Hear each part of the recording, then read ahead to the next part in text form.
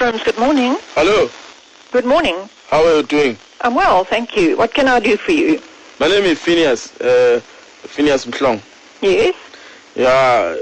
I did came there last 2 weeks, I think. Yeah.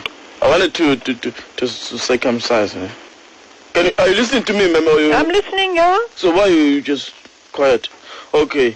Let me continue. So I want the pickles to circumcise me. Yeah?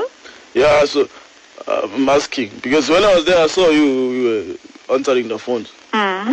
So I want to know if it's possible that Dr. Pickles maybe answer the phone and you come in and circumcise me. Me? Yeah. You will be very sorry, Mr. Mhlongo, because I'm not medically trained. No, it's fine. The doctor is going to tell you what to do. Mr. Mhlongo, no, it's not possible. The thing is, I can't be circumcised by a man, you know. I understand. No, I do. But I do want to circumcise you. Yeah, I understand that. Perhaps there's another solution, but perhaps you need to just discuss it with Dr. Pickles. Why don't you make an appointment and come and see him? You're gonna do it for me. You're gonna do it to me. No, I can't. You know what I'm gonna do? I'm gonna bring my razor and then I'll give it to you. No, Mr. Mhlongo, I think you must speak to to Dr. Pickles. If you find him... Why you don't want to help me? Is it because I'm strong? No, I'm not a medical person.